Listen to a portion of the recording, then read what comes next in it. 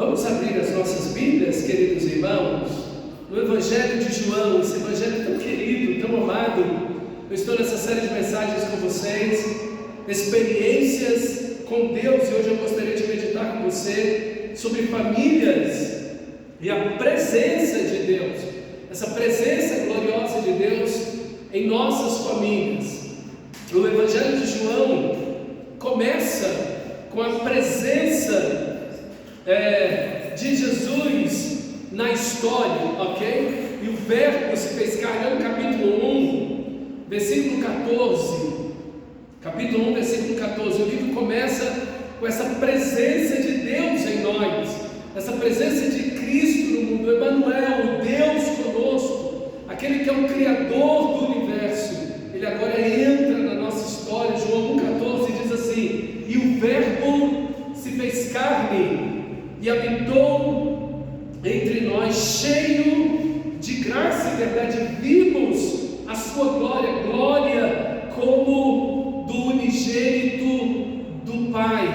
Então o livro de João, do Evangelho de João, é um convite para mim e para você, para experimentarmos de uma forma maravilhosa e surpreendente a presença de Deus. A experiência mais gloriosa que uma pessoa vai ter em sua vida é a presença de Deus.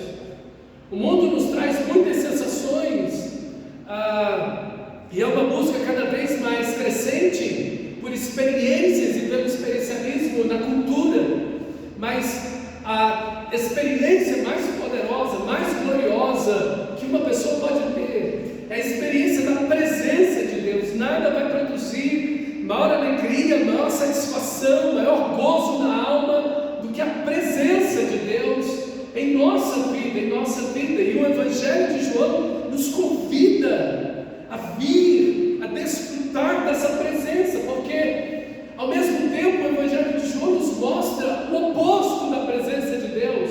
Olha o versículo 4 do capítulo 1, versículo 4: a vida estava nele, no verbo, em Jesus, e a vida era a luz dos homens. A luz resplandece nas trevas, e as trevas não prevaleceram contra ela. O Evangelho de João trabalha com essa ideia de que o mundo sem Deus, esse mundo no pecado, esse mundo de trevas, esse mundo de caos, e o verbo entra no mundo, Cristo entra no mundo para mudar tudo, com a sua presença maravilhosa, e isso de forma individual na vida de cada um de nós, mas também para mudar a história da humanidade. O Evangelho de João começa muito como o livro de Gênesis. O livro de Gênesis começa com caos e Deus entrando para dar sentido àquele caos, para transformar o caos em algo belo, perfeito, que tem uma harmonia extraordinária, que é o mundo, o cosmos que nós estamos vendo. E aqui no Evangelho de João a mesma coisa. Toda vez que eu ouço aquele hino, minha alma engrandece ao Senhor, que Maria canta, aquele hino me toca profundamente, porque há um afundamento espiritual de mais de 400 anos. No momento que Maria pronuncia aquele hino tão maravilhoso, queridos, e é exatamente isso.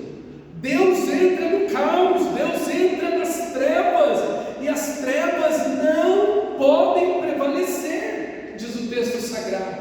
Então, bendito seja o Senhor, que traz para nós a sua presença. O paraíso é o paraíso, porque Cristo é o paraíso, é a presença de Deus. O céu é o céu, por Deus, não porque lá tem coisas diferentes ou maravilhosas, muito mais elevadas do que aqui, não, porque Deus está lá. O gozo do céu é Deus, é a presença de Deus, é a alegria da presença de Deus. É isso, irmãos, que as Escrituras Sagradas nos mostram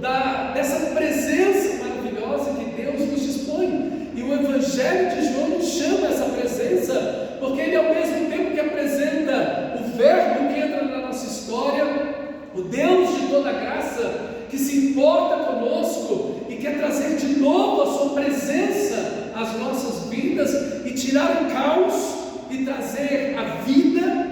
É o mesmo Deus gracioso que quer perdoar os nossos pecados, nos libertar. É o mesmo Deus que quer restaurar as nossas vidas, mudar a nossa realidade. É o mesmo bondoso e grandioso Deus. E Ele vai tirando as trevas, Ele vai banindo as trevas, Ele vai destruindo tudo aquilo que o pecado veio produzindo. E o nosso versículo aí, e vimos a sua glória, do versículo 14, o Verbo se fez carne, habitou entre nós, cheio de graça e verdade, vimos a sua glória. A glória é a presença de Cristo, a glória é a presença de Deus, é o amor de Deus, é a bondade de Deus, é a onipotência de Deus, os atributos de Deus, o caráter de Deus, é a ação de Deus, mudando tudo aquilo que está contrário. Por isso que o livro, o Evangelho de João, sempre vai fazer esse contraste. Ele vai mostrar alguém em trevas, alguém em caos, alguém caído, alguém sob o poder do pecado, e vai mostrar a presença gloriosa de Cristo Jesus, manifestando seu amor, sua compaixão, sua bondade, mas a sua onipotência, destruindo tudo aquilo que o pecado produziu. O livro de Gênesis mostra como o Deus, ele busca o casal, ele busca Adão e Eva nessa comunhão diária e contínua. Ele oferece a sua presença, ele faz do jardim o céu desce para a terra, e a terra se torna o céu, aonde Deus habita, junto com aquele casal naquele jardim. E o texto de João vai nos chamar a mesma ideia, a essa comunhão com o Senhor. E quem escreve o livro, o apóstolo João, era o apóstolo mais próximo, era o apóstolo da maior intimidade, era o apóstolo que mais buscava a presença de Cristo Jesus. É lindo aquele texto quando Jesus está ali na última ceia, na Páscoa, e ele diz: um de vocês vai me trair. Todo mundo fica preocupado, desesperado, quem é, sou eu, não sou e tal, aquela coisa toda. Mas olha a atitude preciosa de João. Ele está sentado ao lado de Jesus, e ele inclina a cabeça sobre o peito de Jesus e pergunta: Senhor, quem é? Sou eu? Quer dizer, o puro amor, esse relacionamento vivo, e é isso que o livro me chama. É o livro do Consolador, é o livro que vai descrever o discurso de Jesus sobre a pessoa do Espírito Santo. Eu tenho que ir para o Pai, e eu preciso ir, porque se eu não for, o Consolador não vai vir. Enfim, é o livro da presença de Deus, que nos chama essa presença, a cultivar essa presença, e nos chama a nos deliciarmos nessa presença, e a invocar o Senhor, e a buscar o Senhor. É um livro que chama cada cristão a desfrutar da presença gloriosa do nosso bondoso Deus. Mas a coisa mais inusitada do livro é que o livro começa e tem um personagem logo no início do primeiro capítulo que ele está sob a presença de Deus, mas não tem a menor consciência disso. Mantenha sua Bíblia aberta no Evangelho de João, e eu vou passear com você em alguns textos. Olha o versículo 48.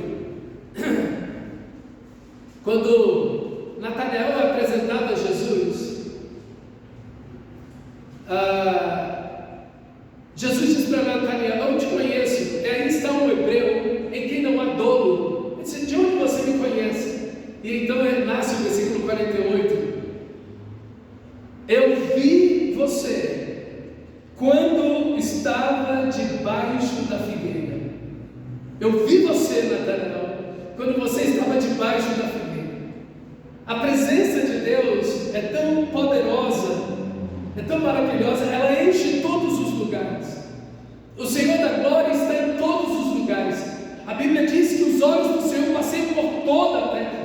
Os olhos do Senhor estão em todos os lugares, observando os bons e os maus. Ninguém foge do olhar de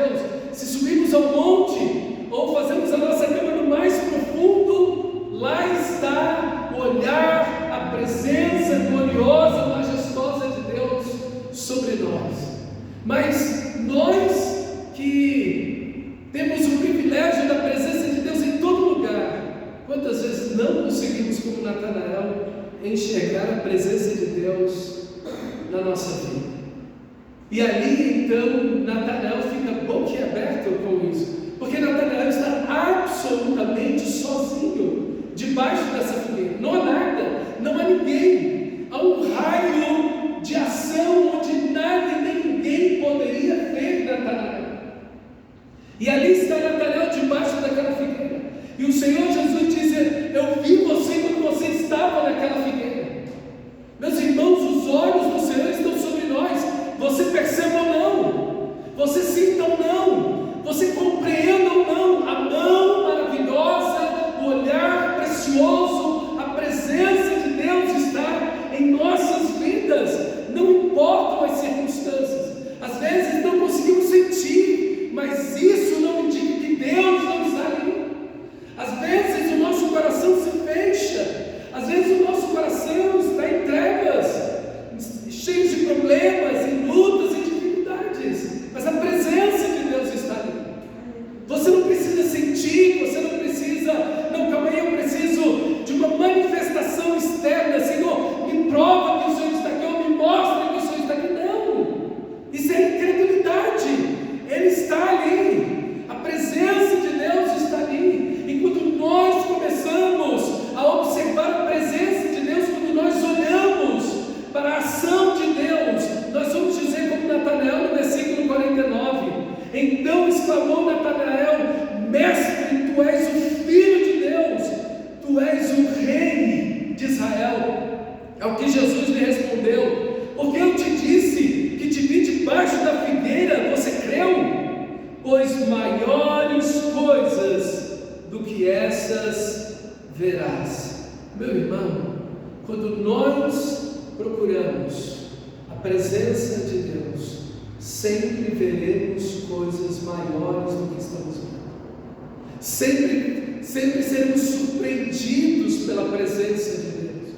Devemos sempre cultivar a presença de Deus, o seu cuidado, a sua proteção, a sua provisão. Sempre podemos, sempre devemos buscar o Senhor, a onipotência de Deus, a presença e a onisciência de Deus em todo lugar. E não importa onde estivermos, não importam as circunstâncias, se estamos distraídos como Natanael, não sabemos a situação particular que ele está vivendo, não sabemos se ele está em uma situação de problema ou meramente descansando debaixo dessa figueira, não sabemos o que ele estava conversando com o Senhor da glória, mas o Senhor estava ali, sua presença estava ali. E é isso, meus irmãos, que nós precisamos entender, é que o Senhor está com os nossos seus olhos sobre nós. Não importa aonde estejamos, sua presença se faz em nossas vidas. Que convite maravilhoso! Olhar toda a nossa vida, olhar todas as circunstâncias sob a presença maravilhosa de Deus. O texto vai seguindo e nos mostra no capítulo 2, o capítulo seguinte, como Jesus faz, por meio da sua presença, uma família escapar do fracasso. Uma família escapar de um fracasso. Jesus foi muito feliz nessa família ter permitido Jesus fazer parte do seu casamento. Jesus está iniciando o seu ministério. Não havia milagres ainda acontecendo, sinais e prodígios, nenhum morto ainda tinha ressuscitado, cegos ainda pareciam que não haviam sido curados, nada extraordinário ainda havia acontecido. Mas essa família está celebrando um casamento, e ali, na celebração desse casamento, amados irmãos, está o Senhor, os seus discípulos, e aquela família, parece que alguma coisa aconteceu. Provavelmente eles calcularam muito mal a questão da festa, e o noivo ficou em risco. A vida do noivo, a credibilidade do noivo está em risco. Ali aquele casamento poderia ser anulado, Para a gente parece algo tão comum, né? Não, vá lá no mercado e compra mais. Ou vá lá na padaria e compra mais. Pronto, acabou. Acabou o salgadinho, acabou. Então vamos resolver isso aqui. Não. Era uma das provas que aferia, que qualificava a capacidade desse homem de cuidar da sua família e de não fazer com que a esposa e os filhos se tornassem escravos. Porque era isso que acontecia com as pessoas quando elas entravam em dívida naquela época. Elas se tornavam escravos, vendiam os filhos, a esposa, e se vendiam, vendiam os bens, e dissolviam tudo para se tornarem escravos. Então, entrar em dívida naquela época era uma coisa que você poderia perder a sua liberdade. E essa família que já começa naufragando, essa família já começa afundando, essa família já começa fracassando completamente. E o Senhor Jesus está lá, e Maria, parece que alguém muito próximo à família, sabe do que está acontecendo, não alardeia a ninguém, mas chama Jesus.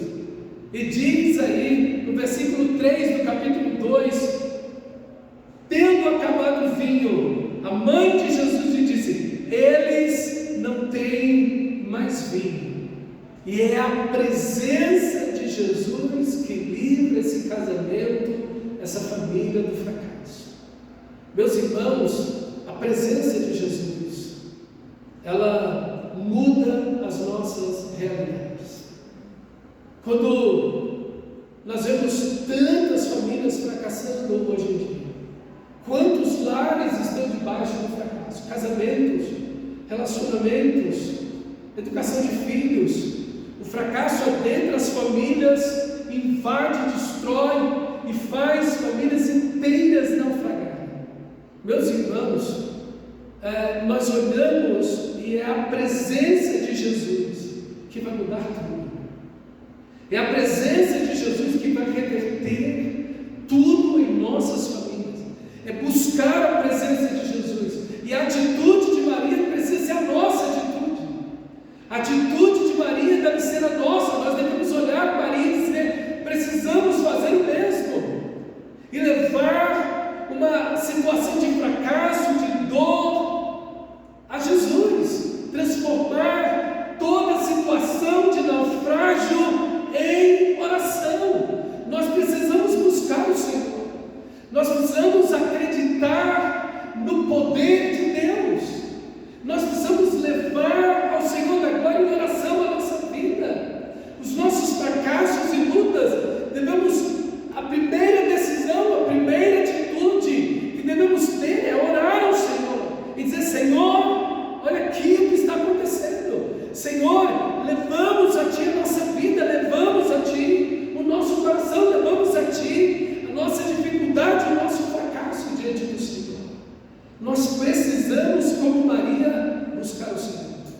Meus irmãos, às vezes fazemos tanta coisa e não buscamos o Senhor. Às vezes as nossas orações, elas se limitam apenas a esses momentos de fracasso. Lembro quando eu era novo convertido, eu dizia para Deus, e até hoje eu faço a mesma oração: Senhor, me livra de que as minhas orações se multipliquem apenas porque eu estou no fracasso, ou apenas porque eu estou numa luta, num problema, numa doença, numa situação diversa. Pessoas que oram simplesmente porque têm problemas. Não, a nossa busca por Deus, e o chamado do livro de João, do Evangelho de João, mas de toda a Bíblia, é que nós devemos buscar a Deus não pelo fracasso, mas pelo amor que temos a Deus, o amor que Ele tem por nós. Essa busca verdadeira e genuína pelo Senhor, e não simplesmente por algo que precisamos, pela multiplicação de uma bênção ou de um produto que nos faltou em casa, seja lá o que for. Não, é a presença de Deus, é cultivar um relacionamento com Deus, é estar com Ele, é buscar a Sua presença. É isso que nós precisamos, e não conseguimos e não podemos buscar Deus senão por meio da oração. Buscar o Senhor. A atitude de Maria, ela é preciosa. A primeira coisa que ela faz, ela busca Jesus. E exatamente o que precisamos fazer: buscar o Senhor, buscar o Senhor, orar ao Senhor, levar o nosso coração a Deus, chamar para o Senhor, invocar o Senhor, fechar o nosso quarto e ali orar ao Senhor.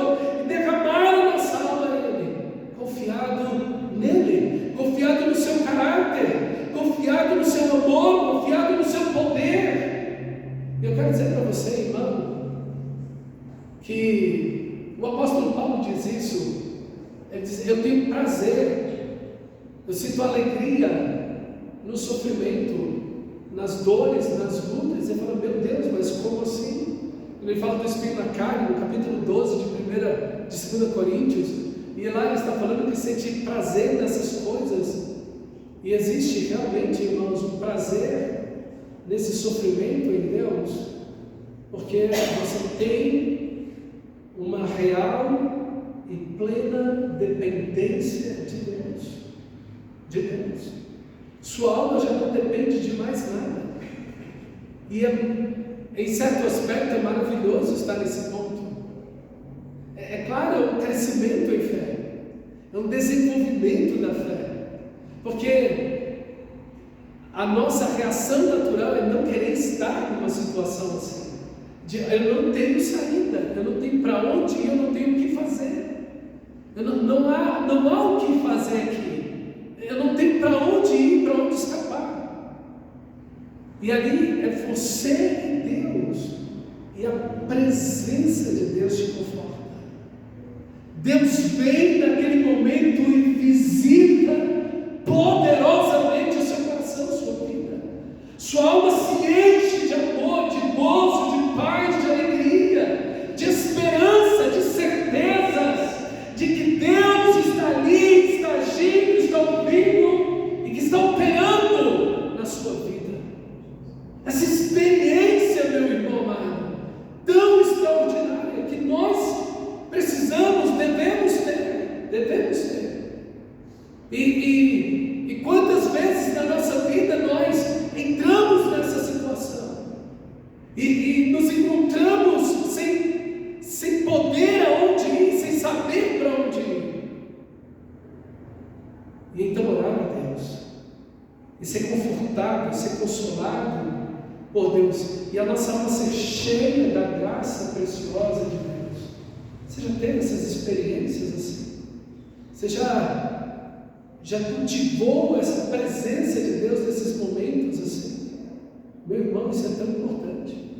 No lugar de você se enfiar na depressão, invoca o Senhor, busca Ele, faça como Jó, ainda que Ele me mate, eu vou esperar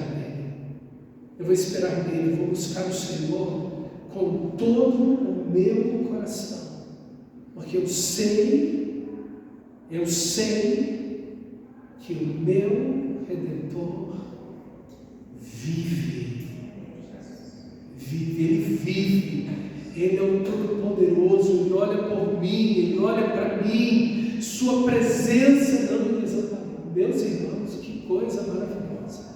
Como precisamos entregar a nossa alma ao Senhor e não olhar para as circunstâncias e para o nosso próprio coração e para aquilo que está acontecendo ao nosso redor, mas olhar unicamente para Cristo, o autor e consumador da nossa fé, e olhar para o seu caráter, para o seu poder, para a sua glória, e dizer: Senhor, confio em Ti, Senhor, minha alma se alegra em Ti, minha alma repousa no Teu amor, na Tua graça. Esse é o convite desse livro, a você olhar para Ele, no meio de toda dificuldade e adversidade, você olhar e buscar sincera e profundamente. A segunda atitude de Maria nesse texto é obedecer. Ore, obedeça, façam tudo o que Ele ordenar, faça tudo o que Cristo ordenar, obedeça 100% a sua palavra, siga o seu caminho, não crie atalhos, obedeça o Senhor. Ele vai glorificar o nome dEle, Ele vai abrir portas, Ele vai criar caminhos, Ele vai fazer. Então obedeça ao Senhor, simplesmente obedeça ao Senhor, continue em fidelidade, continue em obediência, continue em oração, siga o Senhor, ajuste a sua vida em obediência ao Senhor, a sua palavra, obedeça ao Senhor, obedeça. Seu coração vai tentar criar todo tipo de caminho, obedeça ao Senhor, obedeça a Ele, Ele vai guiar a nossa vida, Ele vai derramar o seu poder, Ele vai glorificar o nome dele. Duas atitudes que fazemos para buscar a presença de Deus. A primeira é buscar o Senhor, e a segunda, obedecer. Obedeça, siga obedecendo, até que Deus glorifique seu nome. O nosso livro continua, e lá no capítulo 9, a presença de Deus, a presença de Jesus no sofrimento por muitos anos. Nesse primeiro caso dessa família, nós vemos um sofrimento, parece que é imediato, um fracasso que é imediato. Mas aqui nós temos uma família que tem um dos seus familiares sofrendo há 30 anos, ele é cego de nascença.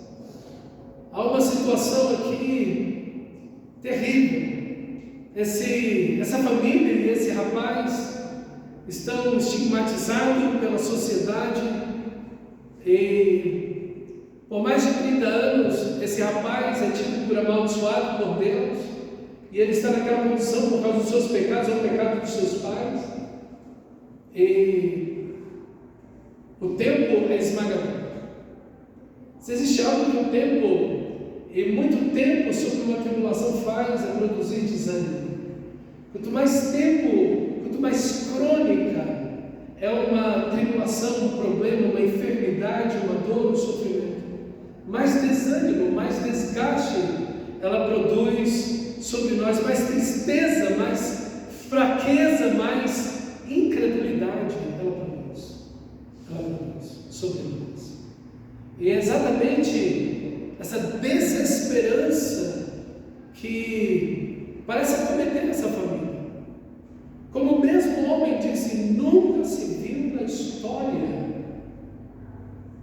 que um cego de nascença tenha visto. Nunca se viu. Então, as possibilidades desse homem, que já tinha pensado aí cerca de 70% da sua vida, da história da sua vida, já havia se passado, e havia se passado sob essa condição. Meus irmãos, é esmagadora e impiedosa a ideia da desesperança. É muito difícil quando as pessoas perdem a esperança. É muito difícil quando o tempo esmaga a fé de uma pessoa. Mas eu quero dizer para você, querido, que Deus, nosso Senhor, não importa o tempo das nossas lutas, dos nossos sofrimentos, o Senhor é poderoso, Sua presença nos fortalece.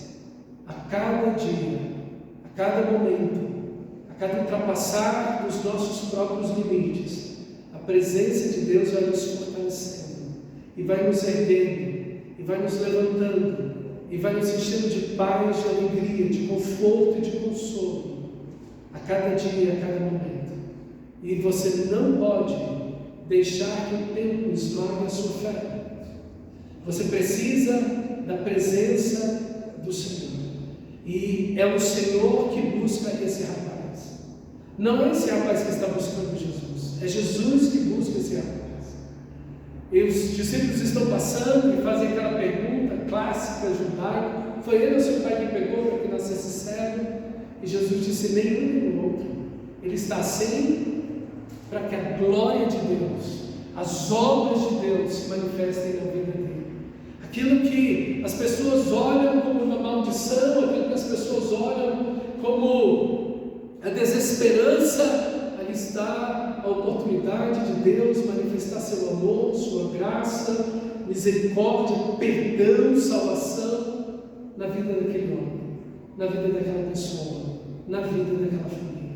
Queridos, que nós possamos buscar a presença de Deus para problemas crônicos em nossa vida. Às vezes encontramos fracassos iminentes na nossa família ou na nossa vida, mas às vezes o que está sobre nós são problemas que se alongam com o tempo, são problemas que oprimem e que vêm sobre nós e que estão sobre nós já por muito tempo. Mas o nosso Senhor, a Sua presença é poderosa para reverter toda e qualquer tribulação, maldição, enfermidade, todo mal para a glória dele. E cada problema E cada problema é uma oportunidade para Deus glorificar o nome dele em nossas vidas. E é exatamente o que ele faz aqui. Ele vem e busca esse rapaz. E ali está o Criador. Ali está aquele que é o Todo-Poderoso. Aqui está aquele que criou o universo e que vai criar 2 olhos agora. E o que me impressiona, claro, esses ilustrados discípulos não tinham nem ideia, nem o homem, não tinham nem ideia disso, mas imagine, irmãos, naquele momento que aquele lodo está sob os olhos daquele rapaz, daquele homem, toda uma construção, as partes cerebrais daquele homem, partes do cérebro, células nervosas oculares, o próprio globo ocular, retina, nervos, tudo estava sendo criado, tudo estava sendo criado. E quando ele lavou aquela lama, sabe, ele viu, meus irmãos, não há limites para o poder de Cristo Jesus, o nosso Senhor. Não há limites. Nós devemos confiar no nosso Senhor de todo o nosso coração, porque Ele é o Todo-Poderoso. Não há limites para o nosso Deus, Ele é o Todo-Poderoso. E podemos, irmãos, e devemos confiar nele. Aquele homem saiu dali não apenas curado, mas aquele homem saiu dali salvo. Ele saiu dali com sua alma liberta, ele entregou sua vida a Jesus, sua família conheceu a Jesus, ele fez parte da igreja de Cristo, meus irmãos. Aqueles primeiros cristãos ali em Jerusalém, ele estava lá, seus pais estavam lá, conheceram a Cristo Jesus, a salvação eterna. Essa é a maior bênção, irmão. Essa é a maior bênção. E às vezes, uma situação prolongada vem, e às vezes a gente pergunta, mas por que isso? Para que isso? E Deus tem salvação. Deus tem salvação, irmãos. Em fracassos iminentes, Deus tem salvação. Naquele que está desapercebido debaixo da figueira, Deus tem salvação para aquele que está aqui já há 30 anos nessa situação. Deus tem salvação. Deus tem apenas, não um milagre imediato, mas a sua presença traz salvação eterna, a sua glória, a salvação eterna. Bendito seja o Senhor, bendito seja Deus. Que possamos buscar o Senhor não apenas pela bênção material ou física da cura, mas por aquilo que é eterno, meus irmãos. A salvação em Cristo Jesus. Que você faça aquilo que o Salmo 46 nos ordena fazer. Deus é o nosso refúgio e fortaleza, o socorro bem presente na angústia e na tribulação. Portanto, não temeremos, ainda que a terra se transtorne e os montes se abalem no meio do mar, ainda que as águas tumultuem e espumem, na sua fúria os montes estremeçam. Há um rio cujas correntes alegram a cidade de Deus, a morada, o santuário das moradas do Altíssimo. E quando você vê o versículo 5, diz: Deus está no meio dela. Mas quando você olha no Novo Testamento, quem é o santuário de Deus? Não é cada cristão verdadeiro? Não é cada cristão verdadeiro o santuário de Deus? Essa morada do Todo-Poderoso, Deus está no meio dela, jamais será abalada. Deus a ajudará até o romper da manhã. Que você possa fazer de Deus o seu refúgio e fortaleza. Que você possa buscar a Deus, a atitude do salmista, essa atitude diante das tribulações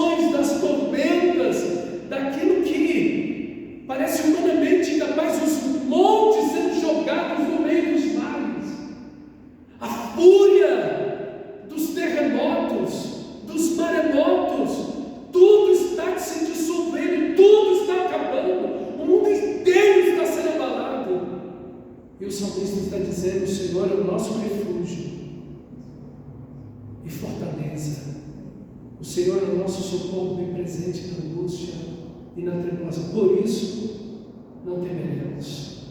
Não temeremos. Há uma busca de Deus. Há uma busca do Senhor. Ele não está buscando aquilo que está acabando, dissolvendo, caindo ao redor dele. Ele não está tentando agarrar e segurar aquilo que está caindo. Ele está se agarrando em Deus. É em Deus que ele está se agarrando. E é isso que nós devemos fazer. Buscar ao Senhor, meus irmãos.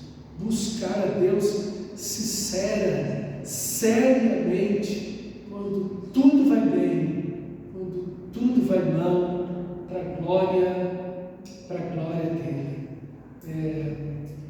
Martinho Lutero, quando estava com muitos problemas, e havia muita luta, muita dificuldade, muitos levantes, muitas perseguições, ele olhava para Melanchthon, que era um amigo dele, um teólogo amigo dele, dizia: Melanchthon, vamos cantar o Salmo 46 e deixar que o diabo faça o pior dele.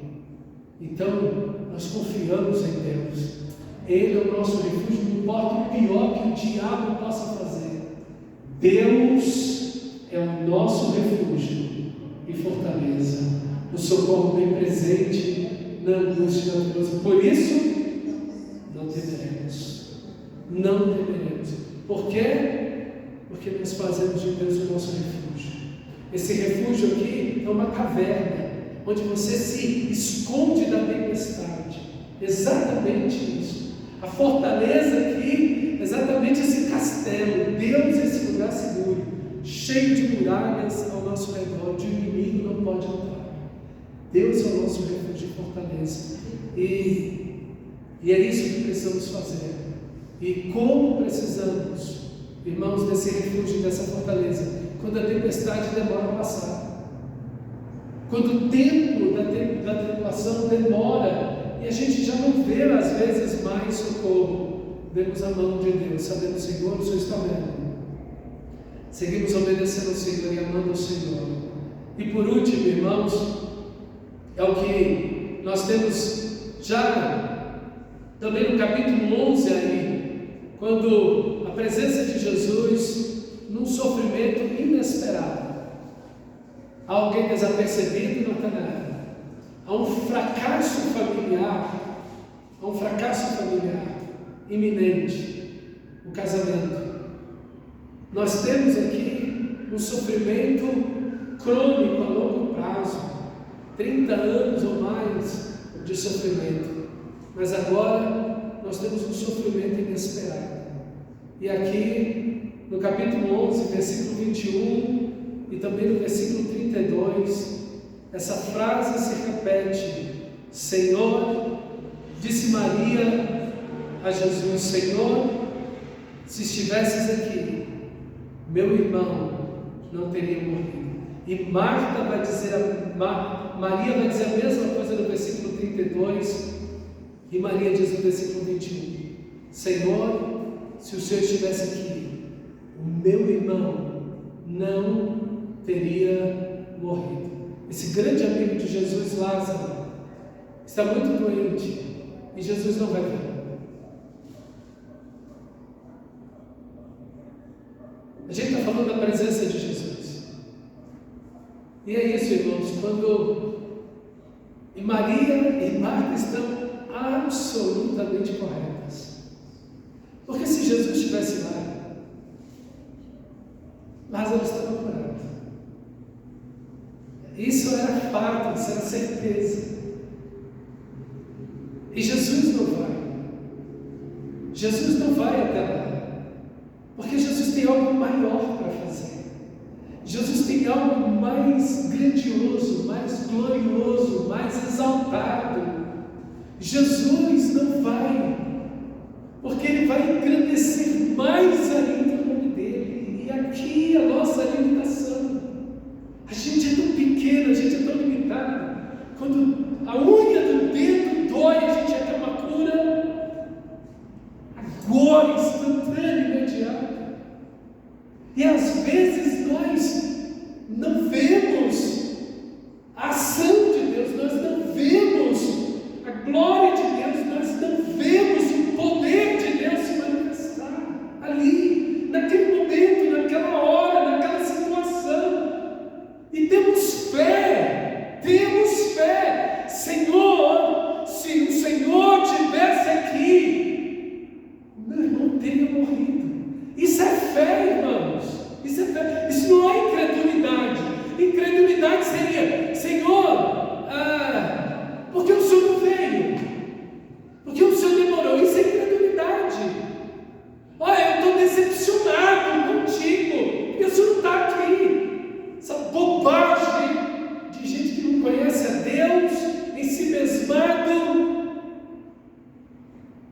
que não confia em Deus, no caráter de Deus. Eu estou decepcionado com Deus, porque Deus não fez o que eu queria que Ele fizesse. Eu orei, eu criei, e Ele não fez. Então eu estou decepcionado com Deus. Oh, meu irmão, nós não merecemos nada dele. Tudo que dele vem é graça, é bondade, misericórdia.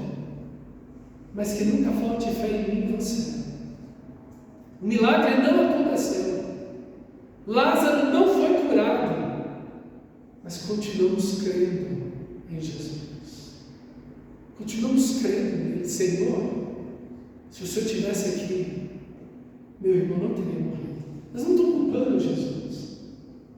Mas eu estou constatando a fé que elas têm nele. E o amor confiante que eles têm nele. Por isso que elas dizem, Senhor, eu sei que tudo que o Senhor pediu ao Pai, Ele vai fazer. Pronto, olha a fé. A fé que continua. É a fé que não se esvai, porque não aconteceu milagre. Não aconteceu milagre. Nós continuamos confiando no Senhor. Nós continuamos amando o Senhor.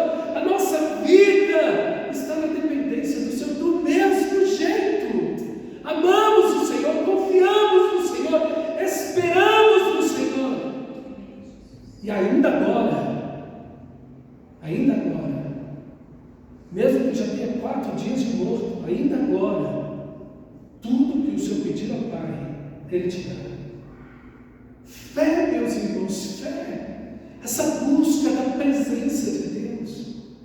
Marta corre, como sabe que Jesus está já na aldeia. Marta corre para buscar Jesus. Marta corre para procurar Jesus. Essa atitude de correr, de buscar a presença, de ajoelhar aos pés de Jesus, de chorar aos seus pés, confiando nele no sofrimento e dizendo: Senhor, se o Senhor estivesse aqui, meu irmão não teria morrido. Eu confio em Ti, Tu és o Messias, Tu és o Senhor, Tu és Deus, e nada mudou, mesmo que meu irmão tenha morrido. Glória ao Teu nome, glória ao Teu nome. E depois, Maria vai do mesmo jeito, e busca o Senhor. Oh, meus irmãos, como nós precisamos buscar a Deus. Buscar o Senhor, derramar a nossa alma nele e dizer: Senhor, o Senhor não mudou, tudo aqui embaixo mudou, tudo aqui embaixo despencou. Glória ao Teu nome, Senhor, glória ao Teu nome. Como Jó disse, o Senhor deu e o Senhor tomou. Bendito seja o nome do Senhor. Ele não disse: o Senhor deu e o diabo tomou. Não foi isso que ele disse. Ele disse: o Senhor deu e o Senhor tomou. Bendito seja o nome do Senhor. E é assim, um sofrimento inesperado.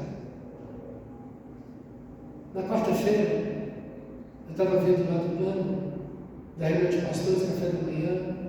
Toda quarta-feira tem. Dificilmente eu vou, mas às vezes me sobra uma oportunidade para ir, então eu vou. E fui. Depois do café, deixei o amado pastor, o pastor Lima, ali no metrô, logo ali na Asa Sul, e ia deixar o data show, que o nosso deu um problema, eu peguei o irmão gastei emprestado, e fui passando por ali, pelo núcleo bandeira, deixei lá o data show, grato a ele por ter nos emprestado, até que esse ficasse consertado, e subi. E quando eu estou começando a subir ali, aquela subida do núcleo Bandeirantes, sentido Taguatinga, aqui em Samambaia, paramos todos. Todo mundo parou direitinho, faixa esquerda, todo mundo parou. Quando eu parei o carro, eu olhei no retrovisor. Quando eu olhei no retrovisor, vi um ômega velho, com tudo, e acertou a traseira do carro. Pum! Me projetou para frente com toda a violência. Eu estava no pé do freio, me projetou com toda a violência para frente. Eu bati no carro da frente que bateu no outro carro. E eu saí do carro. Graças a Deus, Mateus não estava comigo, ninguém. Eu saí do carro e aquela paz profunda na minha alma. E eu disse, glória a Deus, Senhor. Obrigado, Senhor. Obrigado. Por tudo. Pelo acidente, por não estar ferido, por tudo. Porque Deus não vai embora porque um acidente aconteceu. Deus não vai embora.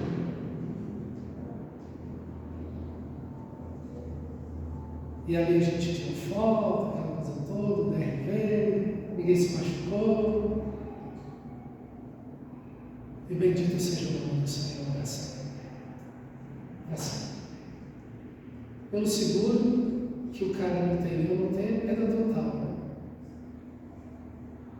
Vamos ver como Deus vai glorificar o nome dele em tudo isso.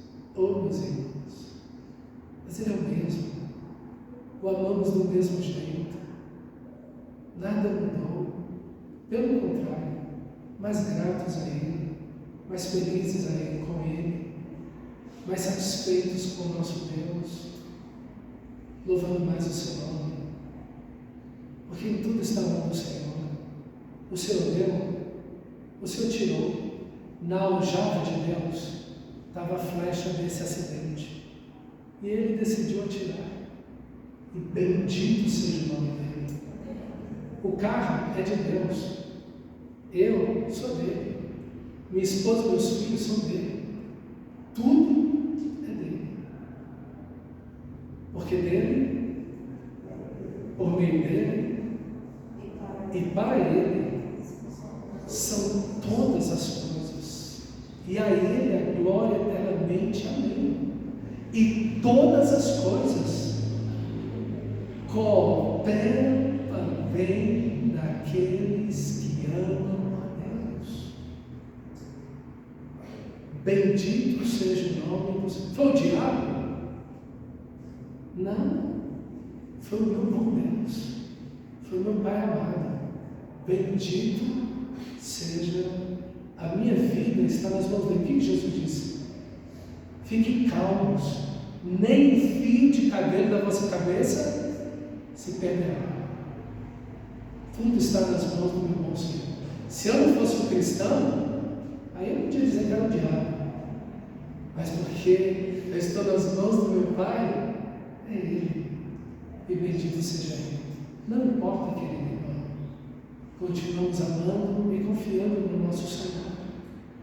Porque Ele é o nosso amor. Ele é a nossa vida. Agora imagine aquele texto que a gente está estudando na quinta-feira de 1 Pedro. Eu espero que você esteja lendo 1 Pedro. O capítulo 1, versículo 4 diz assim: a herança de vocês está guardada nos céus. Quem está guardando a nossa herança, a nossa salvação? É Deus. Ele está guardando a nossa herança. E glória a Deus por isso, porque a gente perde até a chave de casa. Né? Imagine o resto. Se a salvação dependesse de você guardar, você estava perdido todo dia, né?